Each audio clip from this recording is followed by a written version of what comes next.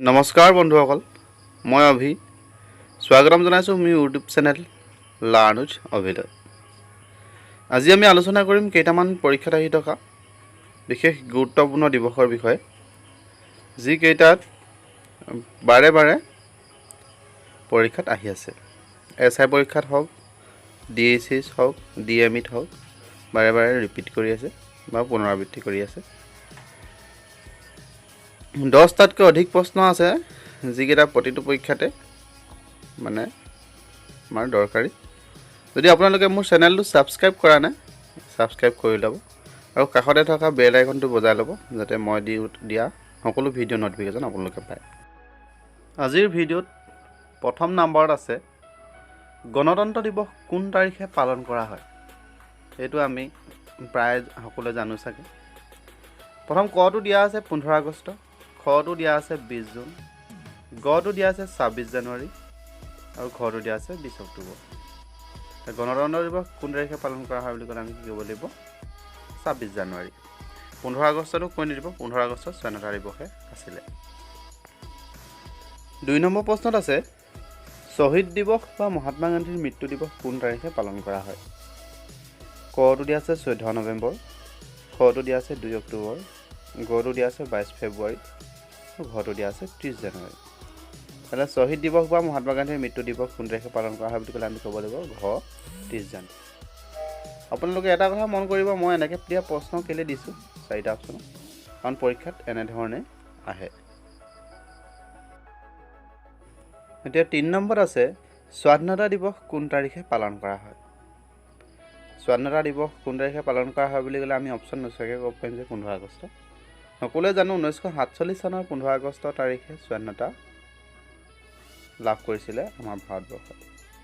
ইয়াত অপশ্যন দিয়া আছে ক 15 আগষ্ট, খ 26 আগষ্ট, গ 5 ছেপ্টেম্বৰ, ঘ 17 জানুৱাৰী। উত্তৰটো আমি কি বুলি ক'ব লাগিব? ক 15 আগষ্ট। 4 নম্বৰ প্ৰশ্নত আছে শিক্ষক দিৱস বা ডক্টৰ সৰ্বপল্লী ৰাধাকৃষ্ণনৰ জন্মদিন কোন তাৰিখে পালন কৰা হয়। আমি এতিয়া প্ৰশ্নতে দুটাৰ উত্তৰ পাইছোঁ। শিক্ষক দিৱস কাৰ সোঁৱৰণিত পতা হয় বুলি ক'লে ডক্টৰ সৰ্বপল্লী ৰাধাকৃষ্ণন বুলি গম পালোঁ। আৰু অপশ্যন দিয়া আছে কটো 14 নৱেম্বৰ, খটো 5 ছেপ্টেম্বৰ, গটো 30 জানুৱাৰী, ঘটো 26 জানুৱাৰী। তেতিয়াহ'লে ডক্টৰ সৰ্বপল্লী ৰাধাকৃষ্ণনৰ জন্মদিন কেতিয়া আছিলে? 5 ছেপ্টেম্বৰ। 5 নম্বৰ প্ৰশ্ন আছে মহাত্মা গান্ধীৰ জন্মদিন কোন তাৰিখে পালন কৰা হয়। কটো 2 অক্টোবৰ, খটো 5 ছেপ্টেম্বৰ, গটো 15 আগষ্ট, ঘটো 26 জানুৱাৰী। এতিয়া আমি সকলোৱে জানো যে মহাত্মা গান্ধী 2 অক্টোবৰ তাৰিখে জন্মগ্ৰহণ কৰিছিলে।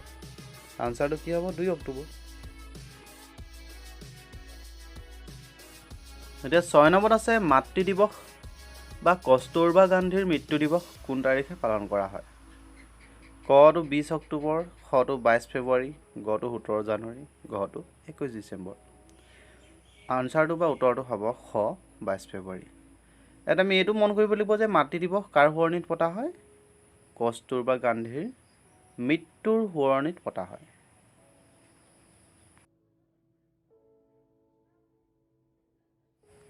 সাত নম্বৰ প্ৰশ্নটো আছে জাতীয় সংহতি দিৱস কোন তাৰিখে পালন কৰা হয়। ক দিয়া আছে 5 ছেপ্টেম্বৰ, খ 2 অক্টোবৰ, গ 20 অক্টোবৰ, ঘ 20 জুন। আমাৰ ইয়াত কনফিউজ লগাবলৈ বিভিন্ন ধৰণৰ ডেটবিলাক দিয়া থাকিব পাৰে। যেনে 5 ছেপ্টেম্বৰ দিলে শিক্ষক দিৱস, সেইটো আমি গম পালোঁ। এইকেইটা আমি কাটিলেও পিনেও আমি বিচাৰিব পাৰোঁ, কিন্তু জাতীয় সংহতি দিৱস 20 অক্টোবৰ তাৰিখে পালন কৰা হয়। এতিয়া 8 নম্বৰত আছে শিশু দিৱস বা জৱাহৰলাল নেহৰুৰ জন্মদিন কোন তাৰিখে পালন কৰা হয়। ক 26 জানুৱাৰী, খ 15 আগষ্ট, গ 14 নৱেম্বৰ, ঘ 5 ছেপ্টেম্বৰ। আমি সকলোৱে জানো যে শিশু দিৱস জৱাহৰলাল নেহৰুৰ জন্মদিনত পতা হয় বুলি। সেইবাবে প্ৰশ্নটো ভালকৈ মন দিব লাগে। উত্তৰটো হ'ব কি? গ 14 নৱেম্বৰ। 9 নম্বৰত আছে পতাকা দিৱস কোন তাৰিখে পালন কৰা হয়। এইটো ক 17 জানুৱাৰী, খ 21 ডিচেম্বৰ, গ 30 জানুৱাৰী, ঘ 7 ডিচেম্বৰ। উত্তৰটো হ'ব ঘ 7 ডিচেম্বৰ। পতাকা দিৱস কোন তাৰিখে পালন কৰা হয়? এই প্ৰশ্নটো প্ৰায় পৰীক্ষাতে অহা দেখিছোঁ, SI পৰীক্ষাত আহিছে আৰু বিভিন্ন ধৰণৰ কম্পিটিটিভ এক্সামত অহা দেখা গৈছে। 10 নম্বৰ আছে সেনা দিৱস কোন তাৰিখে পালন কৰা হয়? ক দিয়া আছে 17 জানুৱাৰী, খ 22 ফেব্ৰুৱাৰী, গ 14 নৱেম্বৰ, ঘ 21 ডিচেম্বৰ। এতিয়া সেনা দিৱস কোন তাৰিখে পালন কৰা হয় বুলি ক'ব লাগিলে আমি ক'ব লাগিব 17 জানুৱাৰী। তেতিয়া আনচাৰটো কি হ'ব? ক 17 জানুৱাৰী। এইটো এটা বিশেষ গুৰুত্বপূৰ্ণ প্ৰশ্ন।